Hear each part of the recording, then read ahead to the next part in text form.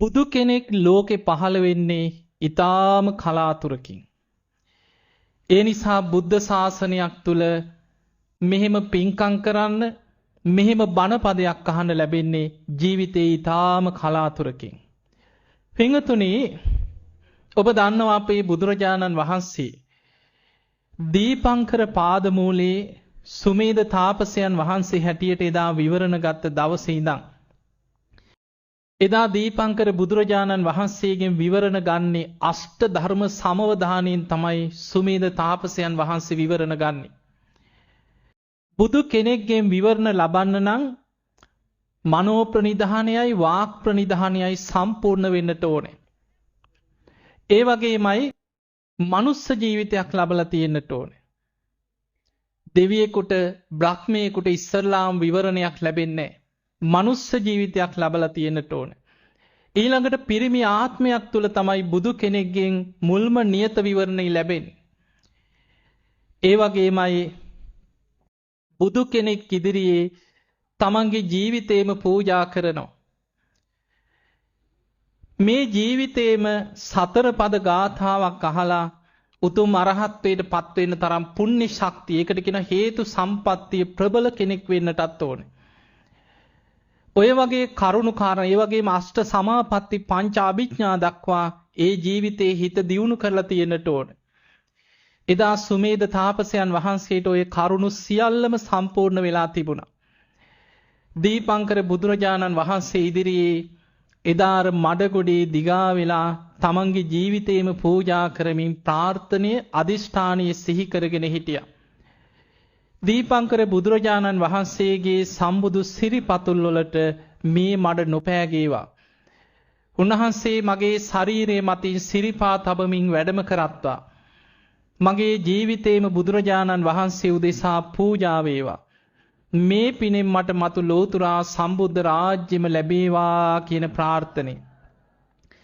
එදා සංඝ පිරිස පිරිවරාගෙන එතනට වැඩම කරපු දීපංකර බුදුරජාණන් වහන්සේ බැලුවා මේ මහා පින්වන්ත කෙනාගේ අරමුණ ඉෂ්ට වෙනවද? තව සාරා සංකේය කල්පලක්ෂයක් ගිය තැන ඒ අරමුණ ඉෂ්ට වෙනවා. ගෞතම නමින් සම්මා සම්බුද්ධත්වයට පත් වෙනවා. එදාට ඒ බුද්ධ ශාසනයේ සාරිපුත්ත මොග්ගල්ලාන නමින් අග්‍ර ශ්‍රාවක යුවලක් පහළ වෙනවා. ආනන්ද නම් වූ අග්‍ර උපස්ථායක කෙනෙක් වැඩ සිටිනවා. මේ විදිහට අනාගතය ගැන බුදු ඇසින් බලලා කාල නියමයක් ඇතුව මහණෙනි, මේ මහා පින්වන්ත වීරියවන්ත සුමේද තාපසයන් වහන්සේ තව හරියටම සාරා සංකේය කල්පලක්ෂයක් ගිය තැන ගෞතම නමින් සම්මා සම්බුද්ධත්වයට පත් වෙනවා. මේ විදිහට බුදු කෙනෙක්ගේ බුදුමුවින් ප්‍රථම වතාවට නියත විවරණයක් ලැබුණේ මීට සාරා සංකේය කල්පලක්ෂයකට පෙර. පින්වතුනි, සාරා සංකේය කල්පලක්ෂයක් කියන්නේ පුංචි කාලයක් නෙමෙයි. අසංකේය හතරකුත් තවත් කල්පවලින් ලක්ෂයක්. අපි මහා කල්පවලින් විතරක් ගත්තොත් අසංකේයයක් කියලා කියන්නේ 1.140ක්. එතකොට හිතන්න පුංචි කාලයක්ද කියලා. 1.140ක් තමයි අසංකේයයක් කියන්නේ. ඒ වගේ 1.140 ඒවා 4 ගුණයක්. සාරා සංකේය. ඊළඟට තවත් කල්ප ලක්ෂයක්. මේ දීර්ඝ කාලය පාරමී ධර්ම පුරාගෙන ආවා. බුද්ධ කාරක ධර්මයන් සම්පූර්ණ කරා. දාන, සීල, නෛෂ්ක්‍රම්‍ය, ප්‍රඥා, වීරිය, කන්ති, සච්ච, අදිඨාන, මෛත්‍රී, උපේක්ඛා කියන දසපාරමී ධර්ම පාරමී හැටියට, උපපාරමී හැටියට, පරමත්ත පාරමී හැටියට සම්පූර්ණ කරගෙන ආවා. මේන දීර්ඝ සංසාර ගමනේ පින්වතුනි, බුද්ධ ශාසනය පහළ වුණේ 24ක් විතරයි. ඔබ අහලා ඇති සූවිසි විවරණ ලැබුවා කියලා අපේ බෝසතාණන් වහන්සේ. එතකොට අපි දන්නවා සාරා සංකේය කල්පලක්ෂයක් තුලම ලෝකේ පහළ වෙන්නේ බුදුරජාණන් වහන්සේලා 24 නමයි. බුදු කෙනෙක් පහළ වෙනවා කියන්නේ ලෝකේ අතිශයින්ම දුර්ලභ කාරණයක්. මේ විදිහට පාරමී සම්පූර්ණ කරපු අපේ බෝසතාණන් වහන්සේ තුසිත දෙව්ලොව වැඩ සිටිද්දී දෙවියන් ආරාධනා කරා මහා වීරයන් වහන්සේ ඔබ වහන්සේට දැන් කාලයයි uppajja මාතු කුච්චියන් මිනිස් මව් කුසක ගිහින් උපදින්න සදේව කන්තාරයන්තෝ බුද්ධස්ව අමතම් පදං ඒ අමෘත වූ නිවන අවබෝධ කරගෙන දෙව් මිනිස් ලෝකයා සසර දුකින් එතර කරවන සේක්වා කියලා ආරාධනයක් කරා. ඒ දෙවියන්ගේ ආරාධනය ලැබුණට පස්සේ කාලය දීපේ දේශේ කුලේ මව කියන මේ පස් මහා බැලුම් බලලා එදා දෙව්ලොවින් චුත වෙලා පින්වන්ත මහා මායා දේවිය කුස පිළිසිඳ ගත්තා. මාස 10ක් මව් කුසේ වැඩිලා වෙසක් පුන් පොහෝ දවසේ දසදහසක් ලෝක ධාතුවම ආලෝකමත් කරගෙන බෝසත් පුතා එදා ලුම්මිනි සල්වනයේදී ලෝකයට බිහි වෙනවා. පිංගතුනි අපේ බෝසතාණන් වහන්සේට උන්වහන්සේ රාජකීය කෙනෙක් සුද්ධෝදන රජතුමාගේ පුත්‍රරත්නය හැටියටයි පහළ වුණේ. බෝසතාණන් වහන්සේට රාජ උරුමයෙන් ලැබෙනවා රාජකීය අසිපතක්. උන්වහන්සේ රාජ කුමාරයෙක් හැටියට උන්වහන්සේටම වෙන් වෙච්ච රාජකීය අසිපත වසර 29ක් ගිහි ජීවිතේ ගත කරා අපේ බෝසතාණන් වහන්සේ. එදා සතර පෙර නිමිති දැකලා පුංචි රාහුල පුතා ඉපදිච්ච දවසේමයි රම්ම්‍ය සුරම්ම්‍ය සුබ මාලිගාවන් අතහැරලා විමුක්තියක් පිණිස අබිනිෂ්ක්‍රමණය කරන්නට යෙදුනේ. එදා මනුස්ස ලෝකේ කවුරුත් දන්නේ නැහැ. චන්න ඇමතියා සමග කාන්තක අසුපිට නැගලා එදා මාලිගාවෙන් පිටත් වෙනකොට මනුස්ස ලෝකේ කවුරුවත් නොදැනගෙන හිටියට දසදහසක් ලෝක ධාතු වල දෙවිවරු අහසේ ප්‍රීතිഘോഷා කරනවා. මහා වීරයන් වහන්සේ කෙලෙස් සටනට පිටත් වුණා. මහා වීරයන් වහන්සේ කෙලෙස් සටනට පිටත් වුණා කියලා දෙවියන් අහසේ ප්‍රීතිഘോഷා කරනවා. එදා චන්න ඇමතියා සමග මාලිගාවෙන් පිටත් වෙලා යනකොට ප්‍රධාන දොරටුව යෝධයන් 100ක් විතර අවශ්‍යයි මේ ප්‍රධාන දොරටුව විවෘත කරන්න. ඒක තමයි මාලිගාවේ රාජ්‍ය ආරක්ෂාවට තියෙන ප්‍රධානම දොරටුව. උන්වහන්සේ දොරටුව ළඟට යනකොට දෙවියන් දේවානුභාවයෙන් දොරටුව විවෘත කරලා දුන්නා. හරිම පුදුමයි. උන්වහන්සේ දා චන්න ඇමතියා සමග බොහෝ දුරක් ගිහිල්ලා අනෝමා නදිය අසලදී කාන්තක අශ්වයාගෙන් බැස්සා. කල්පනා කරා මෙතනින් එහාට මා තනියම යා යුතු ගමනක් තියෙන. අර රාජකීය අසිපත අතට අරගෙන උන්වහන්සේගේ කෙස් වැටිය දිගු කෙස් වැටියක් තිබුණා රාජ කුමාරයෙකුට. මේ කෙස් වැටිය අතින් අල්ලගෙන වම් අතින් කෙස් වැටිය අල්ලලා අරගෙන දකුණු අතින් මගුල් කඩුව අරගෙන දෑඟුලක් කෙස් හිසේ ඉතිරි වෙන ප්‍රමාණයට මගුල් කඩුවෙන් කෙස් වැටිය කපලා ගත්ත අතට මේ කෙස් වැටිය අතට අරගෙන අදිෂ්ඨානයක් කරා. මට ඒකාන්තෙන් විමුක්තිය ලැබේද? ඒකාන්තෙන් මට අසංකේය ගණන් සත්වයා සංසාර දුකින් මුදවන්න ලෝතුරා සම්බුද්ධත්වයේ ලැබේ නම් මේ කෙස් පොළොවට නොවැටේවා අහසේම රැඳේවා කියලා කෙස් වැටිය අහසට වීසි කරා. යොදුනක් ඉහළ අහසට පැන නැගලා බෝසතාණන් වහන්සේගේ කෙස් වැටි අහසේ රැඳෙනවා. කේශ ධාතුන් වහන්සේලා දසදහසක් ලෝක ධාතු වලින් දෙවියන් අහසේ ප්‍රීතිഘോഷා කරද්දී සක්‍ර දෙවියන් රන් කරඬුවක් මවලා බෝසතාණන් වහන්සේගේ කේශ ධාතුන් වහන්සේලා සියල්ලම කරඬුවෙන් පිළිගත්තා. දෙවියන් සාදුකාර දීදී දෙව්ලොවට ගිහිල්ලා එදා 12 යොදුනක් විශාල සත්‍රුවණින් චෛත්‍යයක් මවනවා සක්‍ර දෙවියෝ. ඒ තමයි සිළුමිණි මහා සෑය. මේ සිළුමිණි මහා සෑය තුල කේශ ධාතුන් වහන්සේලා තැන්පත් කරන්නට යෙදුණා. පිංගතුනි, ඒ මොහොතේම අපේ බෝසතාණන් වහන්සේගේ කෙස් වැටිය මගුල් කඩුවෙන් කපනවත් සමගම උන්වහන්සේගේ හිසේ ඉතිරි කෙස් දෑඟුලක කේශ ධාතුන් වහන්සේලා ඉතිරි වෙන ප්‍රමාණයටයි මගුල් කඩුවෙන් කෙස් වැටිය කපන්නේ. දෑඟුලක් කියන්නේ අඟල් 2ක ප්‍රමාණය. ඒ ඉතිරි කේශ ධාතුන් වහන්සේලා බුදුරජාණන් වහන්සේගේ ශීර්ෂයේ මත දක්ෂිනාරුතව කරකැවිලා කැරලි විදිහට මනාකොට පිහිටනවා. ධර්මයේ සඳහන් වෙන්නේ අබිනීල අක් බඹර. තද නිල් පාටයි බුදුරජාණන් වහන්සේගේ කේශ ධාතුන් වහන්සේලා. කැරලි විදිහට බඹර සහිතව තමයි හිස මත පිහිටියේ ඒ කෙස් වැටිය කපනවා සමග. ආයමත් පිරිනිවන් පාන කල්ම ඒ කේශධාතුන් වහන්සේලා වැඩිච්ච වගක් දේශනාවක නැහැ. දෑංගුලක කේශධාතුන් වහන්සේලා තමයි පිරිනිවන් පාන තෙක්ම උන්වහන්සේගේ හිස මත තිබුණේ. යම් කෙනෙකුට හිස පිරිමැදලා කේශධාතුන් වහන්සේලා ලබා දුන්නා නම් දෑංගුලක ප්‍රමාණ කේශධාතුන් වහන්සේලා තමයි බුදුරජාණන් වහන්සේ ලබලා දෙන්නේ. පිංගතුනි එදා උන්වහන්සේ කෙස් වැටිය කපලා අහසට වීසි කරලා කල්පනා කරා මේ රාජකීය සලුපිලි විමුක්තිය කරා යන කෙනෙකුට සුදුසු නැහැ. එහෙම හිතනකොටම ගටිකාර බ්‍රහ්ම දෙවියන් අටපිරිකරක් අරගෙන අහසින් එනවා. හැමිලා උන්වහන්සේට සාදුකාර දෙමින් දෙව් බමුන් ගටිකාර බ්‍රහ්ම දෙවියන් අටපිරිකර පූජා කරා. බෝසතාණන් වහන්සේ අටපිරිකර පිළි අරගෙන ඇඳගෙන හිටිය ගිහි වස්ත්‍ර ඉවත් කරලා සිවුරු පිරිකර දරාගත්තා. ගිහි වස්ත්‍ර යුගල නමල අතට අරගෙන ආයමත් සත්‍යක්‍රියාවක් කරා. මට ඒකාන්තයෙන් විමුක්තිය ලැබේනා. මේ අසංකේය ගණන් සතර අපායේ වැටි වැටි යන සංසාරික සත්වයන්ව දුකෙන් නිදහස් කරන්න ලැබේනා.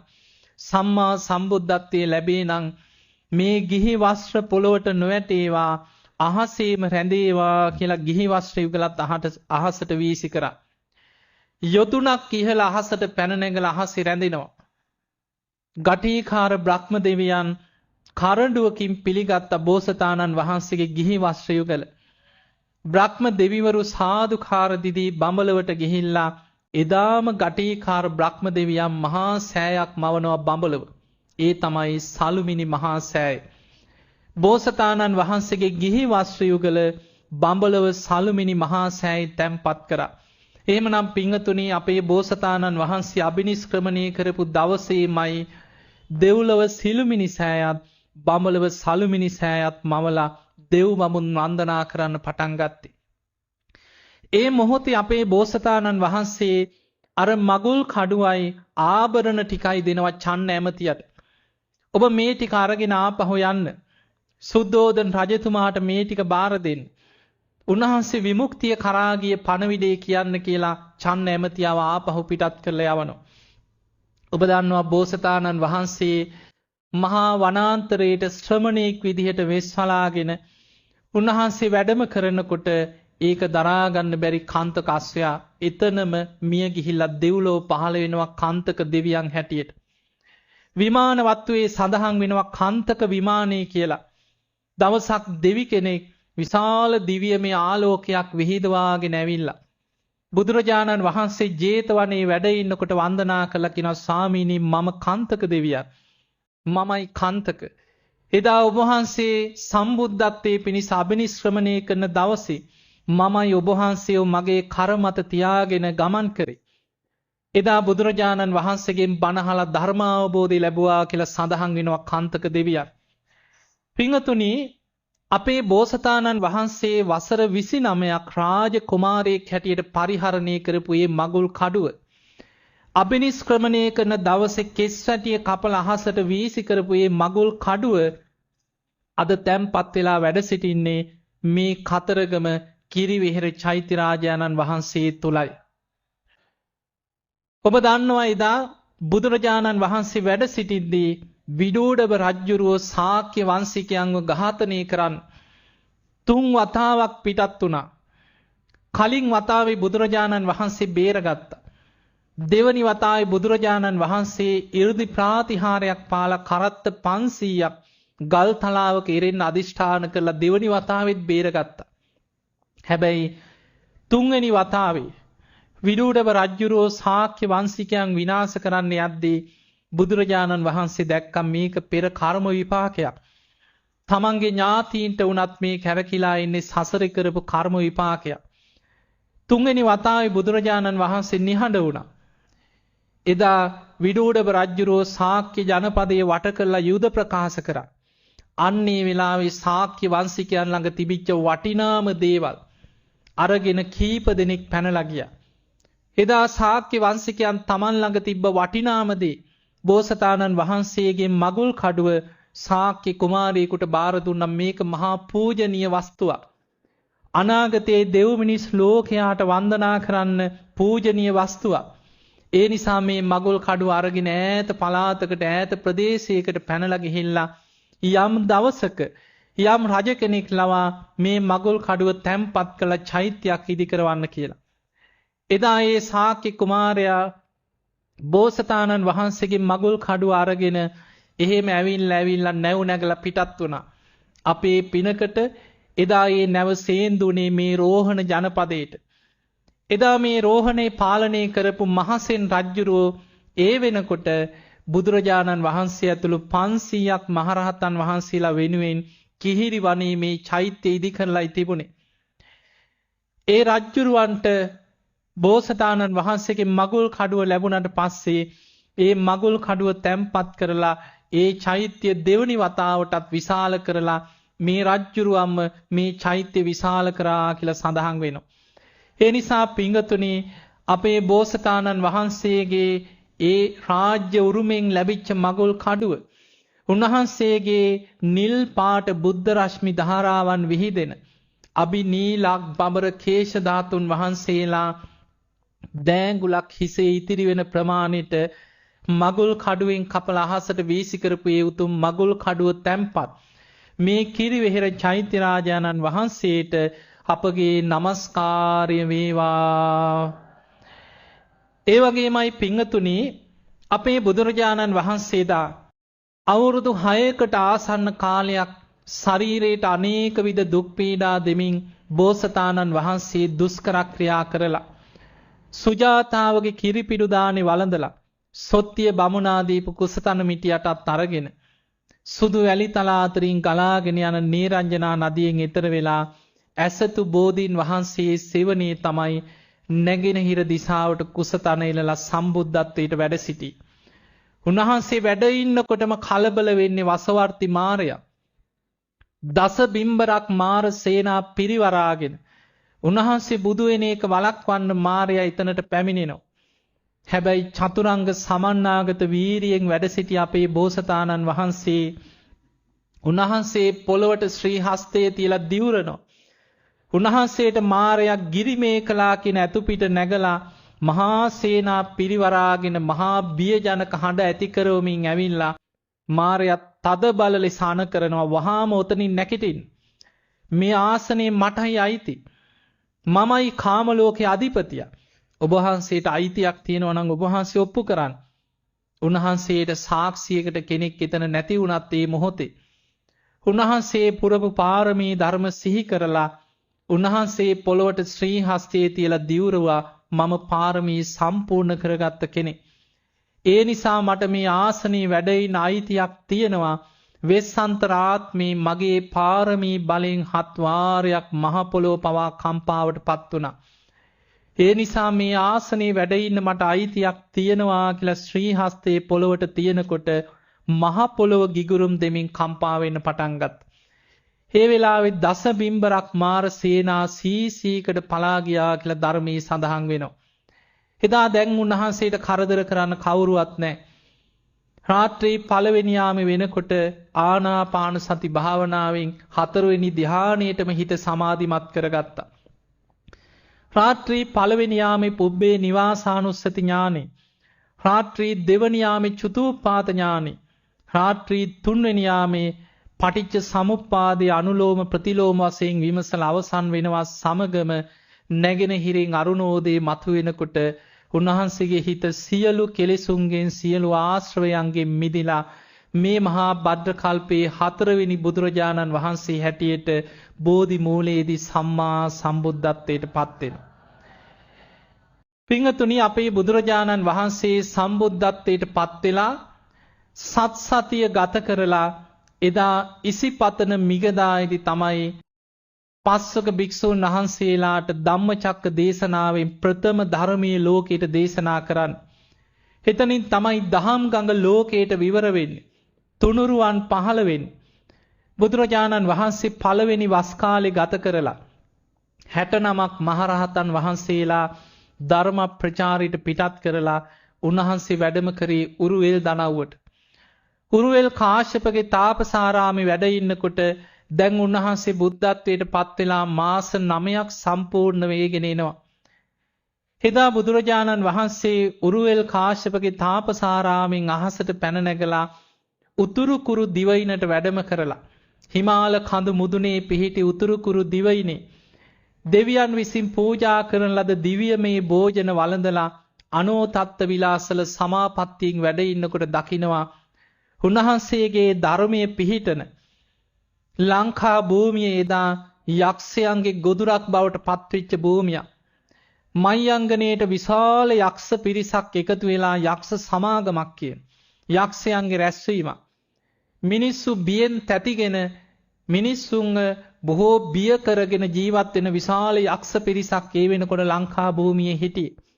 බුදුරජාණන් වහන්සේ බුදු ඇසින් දැක්කා අනාගතේ තථාගත ධර්මයේ පිහිටන භූමිය යක්ෂයන්ගෙන් ආරක්ෂා කරගන්න අද සුදුසු මොහොතයි.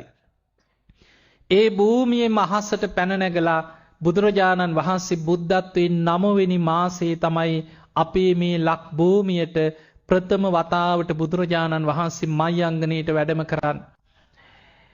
එදා මයංගන චෛත්‍ය පිහිටි භූමියට ඉහළ අහසේ බුදුරජාණන් වහන්සේ නිසීදනේ එලාගෙන අහසේ වැඩ ඉන්නවා. උන්වහන්සේ 이르දියෙන් මහා ඝන අන්ධකාරයක් මැව්ව මුළු ලංකා භූමිය පුරාම. එදා ඒ භූමියට රැස් වෙලා හිටිය යක්ෂයන්ට ළඟ ඉන්න කෙනා පවා නොපෙනෙන විදිහට මහා ඝන අන්ධකාරයක් ඇති වුණා. ඔවුන් බියෙන් තැතිගත්ත මොකද්ද මේ වුනේ කියලා. සුළු මොහොතකින් බුදුරජාණන් වහන්සේ බුද්ධ රශ්මි දහරා විහිදමින් උන්වහන්සේව පේන සැලැස්සුවා. යක්ෂයන් බැලුවා මේ කවුද මේ? මේ තරම් ආලෝක වීදවාගෙන අහසේ වැඩ ඉන්නේ බුදු කෙනෙක් කියලා අඳුරගත්තේ නැහැ. කවදාවත් බුදු කෙනෙක් ගැන අහලා දන්නේ නැති යක්ෂයෝ. ඔවුන් හිතුවා අපිටත් වඩා බල සම්පන්න යක්ෂයෙක්ද මේ කියලා හිතුවා. ඒ වෙලාවේ බුදුරජාණන් වහන්සේ අහසේ වැඩ සිටමින් යක්ෂයන්ට කතා කරනවා. යක්ෂයිනේ මේ තථාගත ධර්මයේ පිහිටන භූමිය. ඒ නිසා නුඹලා මේ භූමියෙන් ඉවත් වෙන්න. යක්ෂයෝ කැමති වෙන්නේ නැහැ.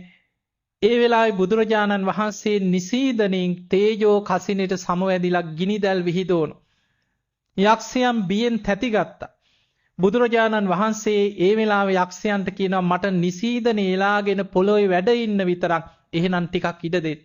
යක්ෂයෝ බියේ ඈතට ගිහිල්ලා බුදුරජාණන් වහන්සේට වැඩ ඉන්න ඉඩ දුන්නා. උන්වහන්සේ නිසීදනේ එලාගෙන වැඩ ඉඳලා උන්වහන්සේ තේජෝ කසිනේට සමවැදිලා ගිනිදැල් විහිදවන. යක්ෂයන් ඈතට යනවා. උන්වහන්සේගේ ගිනිදැල් ඈතට විහිදෙනකොට මේ ලංකා භූමියේ මුහුදු විරල අයිනටම යක්ෂයන් ඈතට දිව ගියා. බුදුරජාණන් වහන්සේලා කියන්නේ කිසි කෙනෙකුට බිය තැති ගැනීම ඇති කරන පිරිසක් නෙවෙයි. ආයිමත් මහා කාරුණික බුදුරජාණන් වහන්සේ යක්ෂයන්ට කතා කරනවා. යක්ෂයිනි නුඹලට ගිරි දිවයින නමින් මම දූපතක් මවලා රිසිසේ සැපසේ බොහෝම සැපසේ නුඹලට ජීවත් වෙන්න පුළුවන් භූමියක් මවලා තියෙනවා. බුදුරජාණන් වහන්සේ 이르දි බලයෙන් ඒ දූපත ලංකා භූමියට ලං කරලා යක්ෂයන්ට කියන නුඹලා සියලු දෙනා මේ ගිරි දිවයිනට යන්න.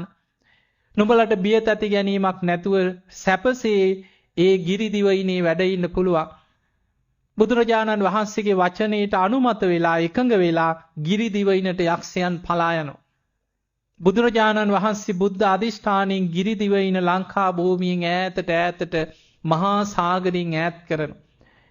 එදා බුදුරජාණන් වහන්සේ භූමියේ වැඩ සිටිනකොට යක්ෂයන් පළවා හැරපු භූමියට විශාල පිරිසක් එකතු වෙනවා. ඒ අතර ඉන්නවා සබරගමුව එදා පාලනය කරලා දේවත්වයට පත්වෙච්ච පෙරුමක සුමන නොහො සමන් නමින් සබරගමුවේ හිටපු පාලකයා. සුමන සමන් දෙවියන්. එදා බුදුරජාණන් වහන්සේ ඒ පිරිසටත් දිව්‍ය පිරිසටත් දහම් දෙසනවා. එදා බණහල අවසන් වෙනකොට සුමන සමන් දෙවියන් මේ භූමියේදීම උතුම් සෝවාන් ඵලයට පත් වෙනවා. බුදුරජාණන් වහන්සේගෙන් පූජනීය වස්තුවක් ඉල්ලනවා. උන්වහන්සේ හිස පිරිමැදලා කේශ ධාතු මිටක් ලබලා දෙනවා.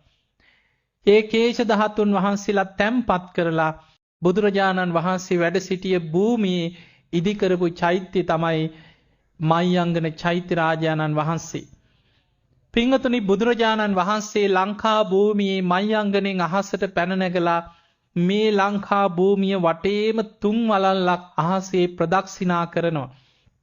අර ගිරි දිවයිනට පළවා හැරපු යක්ෂයන්ගෙන් ආයමත් මේ ලක්වාසීන්ට අනතුරක් උපද්‍රවයක් නොවේවා කියන බුද්ධ අධිෂ්ඨානයෙන් ලංකා භූමිය වටා 3 වලල්ලක් අහසේ ප්‍රදක්ෂිනා කරලා බුදුරජාණන් වහන්සේ අහසින් ආයමත් දඹදිව උරුවෙල් දනව්වට වැඩම කරනවා.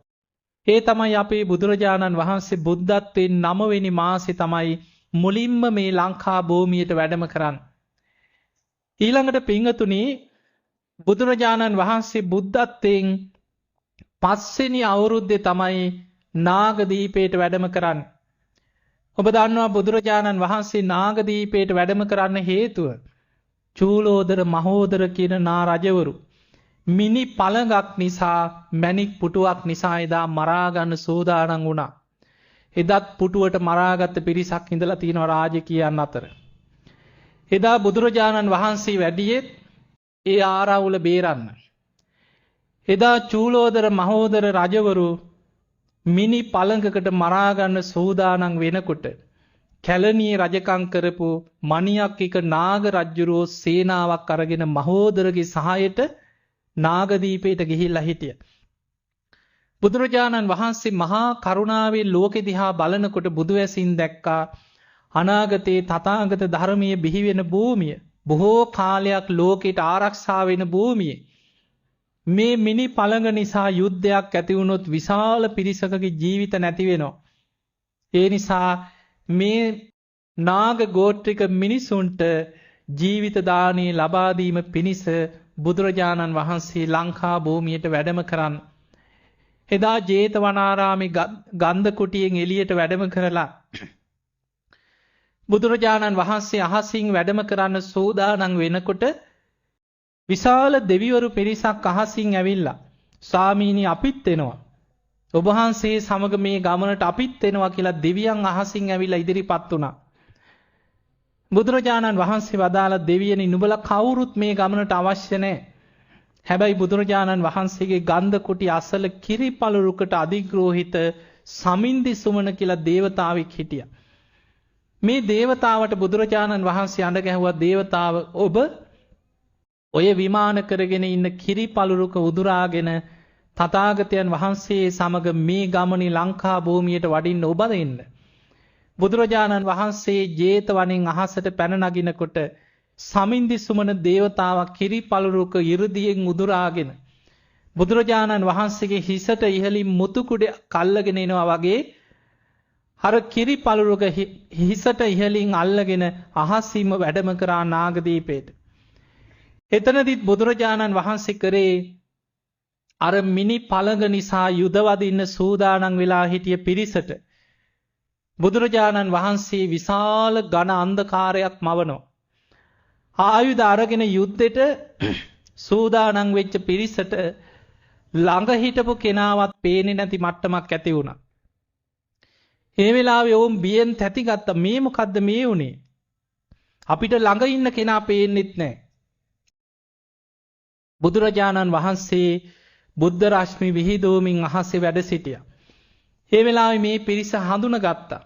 මේ ලෞතර බුදුරජාණන් වහන්සේ නේද? මීට පෙරත් මේ ලංකා භූමියට වැඩම කරලා යක්ෂයන්ගෙන් අපිව බේරගත්තා. මේ වතාවේ නම් බුදුරජාණන් වහන්සේ වැඩම කරන්න ඇත්තේ අනේ අපේ ජීවිත බේරගන්නමයි. බුදුරජාණන් වහන්සේ අහසේ වැඩ සිටමින් යුද්ධයේ ආදීනව මිනි පළඟක් නිසා යුද වැදීමේ ආදීනව ගැන දේශනා කරද්දී මේ චූලෝදර මහෝදර නා රජවරු සමගි වුණා. ස්වාමීනි ඔබ වහන්සේම මේ මිනි පළඟ පිළිගන්න සේක්වා කියලා බුදුරජාණන් වහන්සේට ඒ මිනි පළඟ පූජා කරා. බුදුරජාණන් වහන්සේ දා මේ මිනි පළඟේ වැඩ ඉඳලා දහම් දෙසුවා. සමිදිසුමන දේවතාවට බුදුරජාණන් වහන්සේ අනකරා ඔබ ඔය කිරිපලුරුක මේ භූමියේ පිහිටවාගෙන මේ ප්‍රදේශයේම ආරක්ෂා කරමින් මේ භූමියේ වැඩ ඉන්න කියලා. බුදුරජාණන් වහන්සේ චූලෝදර මහෝදර නා රජවරුන්ට ඔබ මේ මිනි පළඟ බුදුරජාණන් වහන්සේ දැන් පරිහරණය කරපු නිසා පාරිභෝගික වස්තුවක්. මේ මිනි පළඟ තැම්පත් කළ චෛත්‍යයක් ඉදි කරන්න කියලා බුදුරජාණන් වහන්සේ ආයමත් අහසට පැන නැගලා අහසින්ම දඹදිව තලයට වැඩම කරනවා. ඒ තමයි බුදුරජාණන් වහන්සේ දෙවනි වතාවේ ලංකා භූමියට වැඩම කරපු ගමන. බුද්ධත්වයෙන් 5 වෙනි අවුරුද්දේ තමයි නාගදීපයට වැඩම කරලා බුදුරජාණන් වහන්සේ මේ චූලෝදර මහෝදර නා රජවරු අතර ආරවුල සංසිඳවන්නට යෙදුනේ. පිංගතුනි එදා නාග දීපේදීම මණියක්කික කියන නාග රජුරු ආරාධනයක් කරා. සාමීනි මම කැලණියේ රජකම් කරන රජුරු. ඔබ වහන්සේ මගේ ආරාධනය පිළිගන්න සේක්වා. ඔබ වහන්සේ දෙවතාවක් දැන් මේ ලංකා භූමියට වැඩම කරා. පළවෙනි වතාවේ යක්ෂයන්ගෙන් අපිව බේරලා දුන්නා.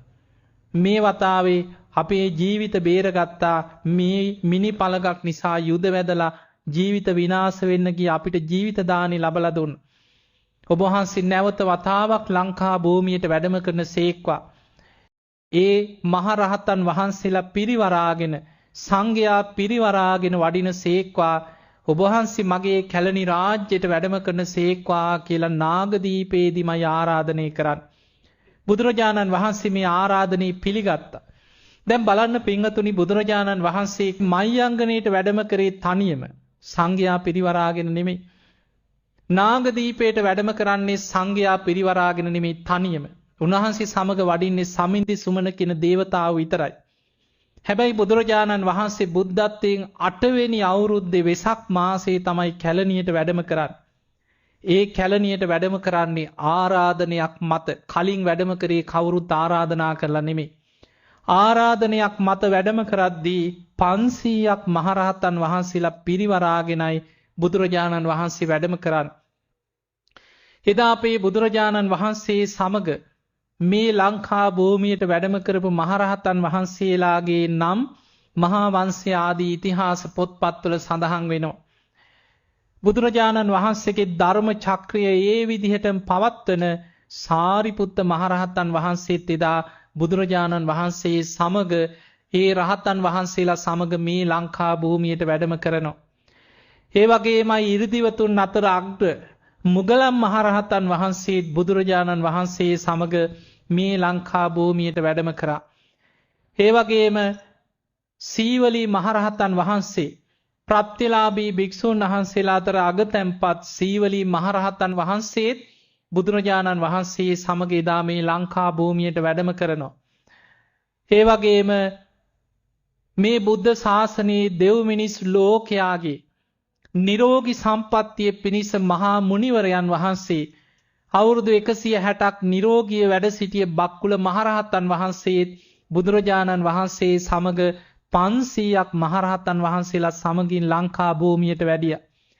ඒ වගේ මේ බුද්ධ ශාසනයේ දරුවෝ ලැබෙන්නේ නම්මලාගේ මහා මුනිවරයන් වහන්සේ අංගුලිමාල මහරහතන් වහන්සේත් ඒ 500ක් මහරහතන් වහන්සේලා සමග ලංකා භූමියට වැඩම කරා.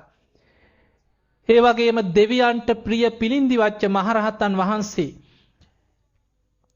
ඒ වගේම දිවස්ලාභීන් අතර අගතැන්පත් අනුරුද්ධ මහරහතන් වහන්සේ ආදී 500ක් මහරහතන් වහන්සේලා සමගයි බුදුරජාණන් වහන්සේ කැලණියට වඩින්. පිංගතුනි අපේ බුදුරජාණන් වහන්සේ කැලණියට වැඩම කරලා ඉස්සල්ලාම කැලණි ගඟ ළඟට තමයි වඩින්නේ. කැලණි ගඟෙන් පැන් පහසු වෙනවා. මහරහතන් වහන්සේලාත් කැලණි ගඟෙන් පැන් පහසු වුණා. බුදුරජාණන් වහන්සේ කැලණි ගඟෙන් පැන් පහසු වෙලා ගොඩට වඩිනකොට ගඟෙන් මතුවුණා විශාල නාග පිරිසක්. නාග ලෝකේ නාගයා ගංගාවෙන් මතුවලා වන්දනා කරගෙන ඉල්ලීමක් කරා. අනේ ස්වාමීනි භාග්‍යතුන් වහන්සේ අපිට වන්දනා කරන්න.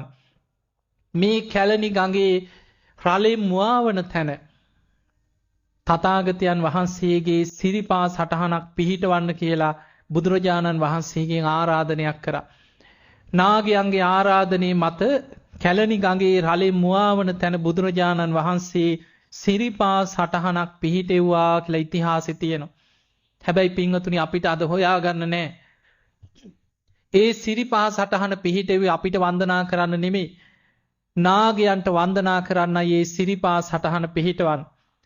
ඊළඟට බුදුරජාණන් වහන්සේ ගොඩට වැඩම කරාට පස්සේ උන්වහන්සේගේ දිය සාටකේ නානකඩිය එතන ගල් තලාව මත උපස්ථායක ස්වාමීන් වහන්සේ වනනවා. සුළු මොහොතයි ඒ නානකඩියේ ඒ විදිහටම ගල මත පිහිටනවා. බුදුරජාණන් වහන්සේගෙන් විමසනවා ස්වාමීනි දැන් මොකද කරන්නේ? බුදුරජාණන් වහන්සේ වදාලා ඒ නානකඩියේ තැම්පත් කරලා මෙතනම චෛත්‍යයක් ඉදි කරවන්න. දෙව් මිනිස් ලෝකයාට වන්දනා කරලා පින් රැස් කරගන්න පුළුවන්. ඔබ අහලා ඇති එගොඩ කැලණියේ සිවුරු දාගැබ නමින් චෛත්‍යයක් තිබුණා කියලා සඳහන් වෙනවා ඒ කාලේ. ඒ එගොඩ කැලණියේ සිවුරු දාගැබ ඔය කාලිංග මාග 24000ක හමුදාවක් එක්ක ඉස්සල්ලාම කැලණි විහාරේ විනාශ කරද්දි විනාශ කරන්නේ සිවුරු දාගැබ ඇතුළු ගොඩනැගිලි විනාශ කරනවා. පින්වතුනි එදා බුදුරජාණන් වහන්සේ එතන ඉඳන් තමයි අද කැලණියේ චෛත්‍ය පිහිටි භූමියට 500ක් මහරහතන් වහන්සේලා සමග වැඩම කරන්න. එදා ඒ භූමියේ මණියක්කික නාග රජුරෝ මිනි පළගක් බුදුරජාණන් වහන්සේට වැඩ ඉන සලස්සනවා.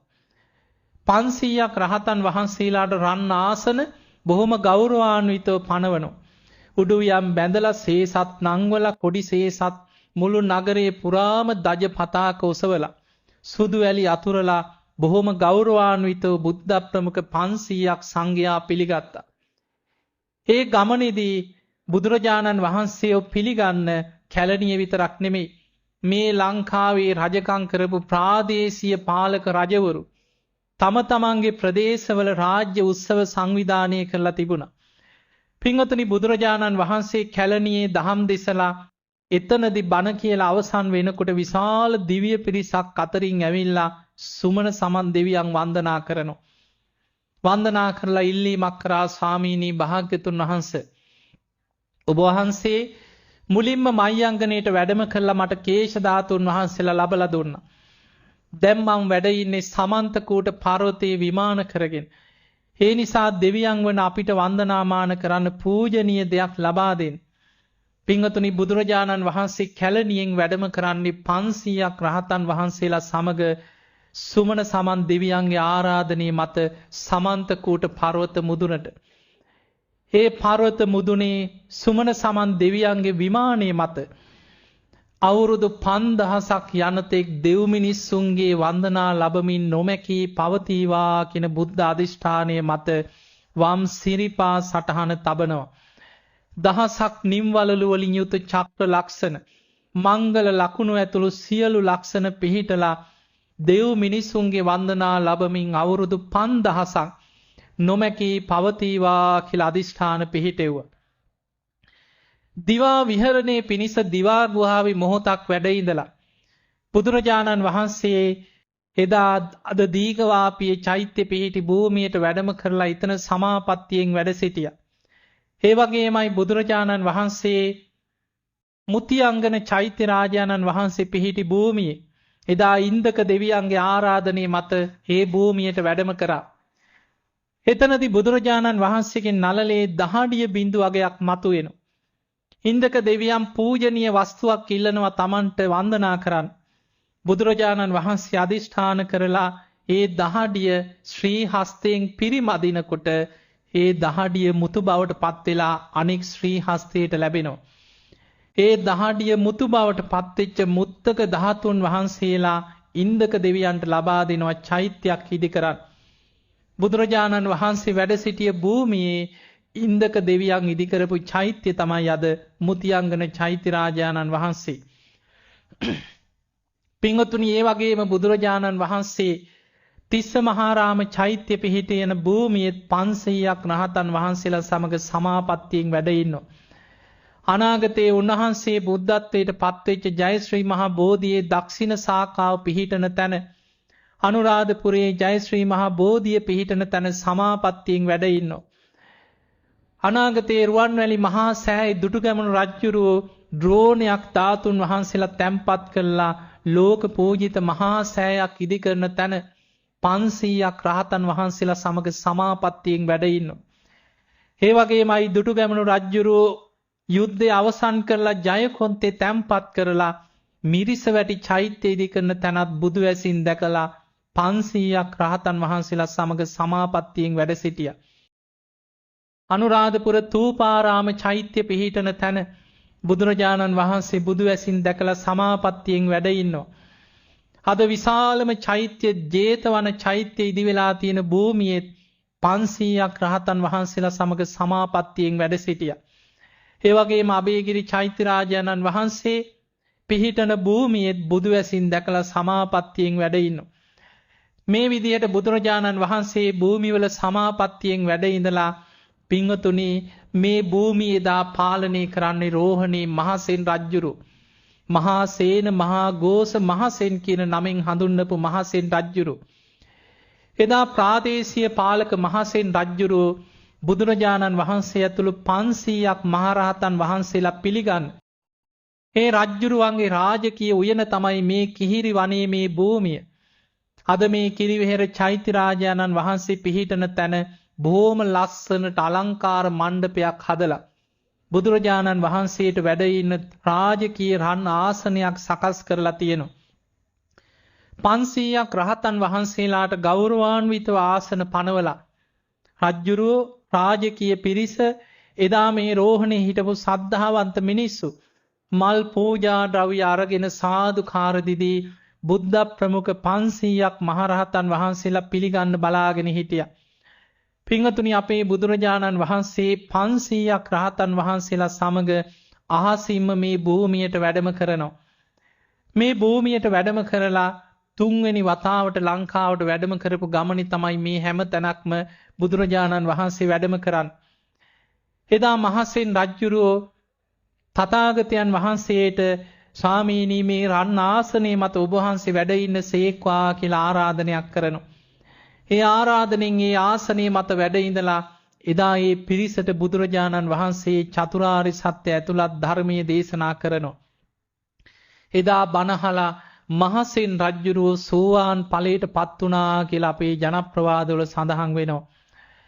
පින්වතුනි බුදුරජාණන් වහන්සේ දහම් දෙසලා අවසන් වුණාට පස්සේ මහසෙන් රජුරෝ වැඳගෙන සාදුකාර දීලා කියන ස්වාමීනි මට දැන් බුදුරජාණන් වහන්සේගෙන් තොර ජීවිතයක් නැහැ. මට ධර්මයෙන් තොර ජීවිතයක් නැහැ. මට ශ්‍රාවක සංඝයාගෙන් තොර ජීවිතයක් නැහැ. ස්වාමීනි භාග්‍යතුන් වහන්සේ මට මේ භූමියේ තථාගතයන් වහන්සේ වෙනුවෙන් වැඳුම් පිදුම් කරන්න පූජනීය දෙයක් ලබා දෙන්න. ඒ මොහොතේ බුදුරජාණන් වහන්සේ හිස පිරිමැදලා අබිනීලක් බඹර කේශ ධාතුන් වහන්සේලා මිටක් මේ භූමියේදී මහසෙන් රජුරවන්ට ලබලා දෙනවා. මහසෙන් රජුරෝ සාදුකාර දීදී ඒ නිල් පාට බුද්ධ රශ්මි විහිදෙන කේශ ධාතුන් වහන්සේලා රන් කරඬුවකින් පිළිගන්නවා. රන් කරඬුවකින් කේශ ධාතුන් වහන්සේලා පිළි අරගෙන බුදුරජාණන් වහන්සේ වැඩ සිටිය රන් ආසනයේ මත කේශ ධාතු කරඬුව තැම්පත් කරලා තමයි මේ කිරිවෙහෙර චෛත්‍ය රාජානන් වහන්සේ ඉදි කරන්නේ. එදා කිරිවෙහෙර චෛත්‍ය හැටියට හඳුන්වපු මේ චෛත්‍ය කිහිරි වනයේ ඉදිවෙච්ච මේ උතුම් චෛත්‍ය තමයි කිරිවෙහෙර චෛත්‍ය හැටියට එදා බොහෝ පිරිසක් වන්දනාමාන කරන්න පටන් ගත්තේ. මෙන්න මේ චෛත්‍ය ඉදි කරලා කාලයක් යනකොට තමයි අපේ බුදුරජාණන් වහන්සේගේ බෝසතාණන් වහන්සේ නමක් හැටියට වසර 29ක් රාජ කුමාරයෙක් හැටියට පරිහරණය කරපු මගුල් කඩුව, ඒ වගේම කෙස් වැටිය කපල අහසට වීසි කරපු මගුල් කඩුවත් මහසෙන් රජුරුවන්ගේ අතට ආයිමත් ලැබෙන්නේ. එදා ශාක්‍ය වංශික කුමාරයාට ආරංචි වුණා එදා නැවී ඇවිල්ලා මේ රෝහණයට බැහැපු වෙලාවේ මේ ප්‍රදේශයට බුදුරජාණන් වහන්සේ 500ක් රහතන් වහන්සේලා සමග වැඩම කරලා වැඩලා තියෙනවා. බුදුරජාණන් වහන්සේ වැඩ සිටපු භූමියේ මේ ප්‍රදේශයේ පාලනය කරන රජුරුව පූජනීය චෛත්‍යයක් හදලා රජුරුව සද්ධාවන්ත රජ කෙනෙක් මේක දැනගත්ත ශාක්‍ය කුමාරවරු කිසිම බියක් නැතුව ගිහිල්ලා මේ බෝසතාණන් වහන්සේගේ මගුල් කඩුවයි කියලා මහසෙන් රජුරවන්ට පිරිනැමුවා. මෙන්න මේ මගුල් කඩුව මහසෙන් රජුරුව බොහෝම ගෞරවයෙන් ආයමත් මේ කිරිවෙහෙර චෛත්‍ය රාජානන් වහන්සේ තුලම තැන්පත් කරලා චෛත්‍ය දෙවනි වතාවටත් විශාල කරලා බඳිනවා.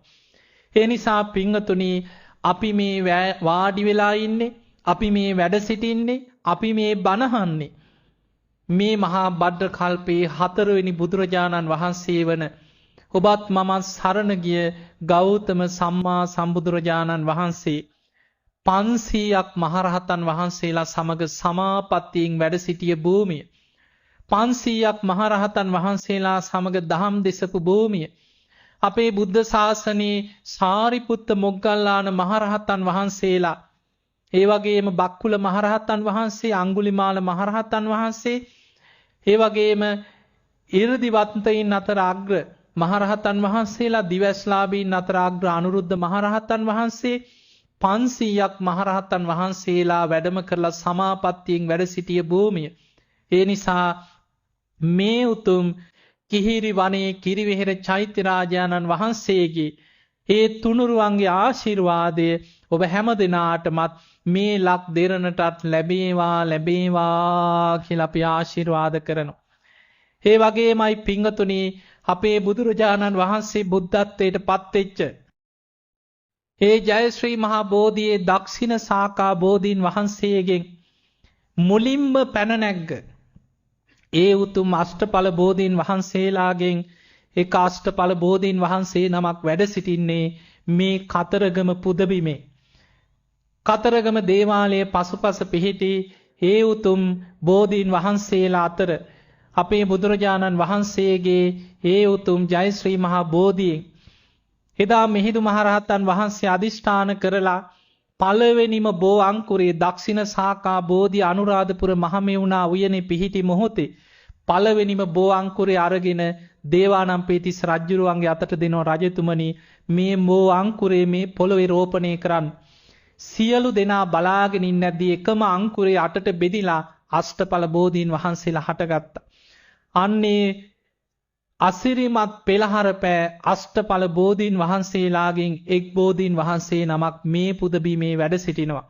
එහෙමනම් අපි සියලු දෙනා ඒ උතුම් අෂ්ටඵල බෝධීන් වහන්සේට අපගේ নমස්කාරය වේවා සාදු සාදු. කිරිවෙහෙර චෛත්‍ය රාජානන් වහන්සේට අපගේ নমස්කාරයම වේවා සාදු සාදු.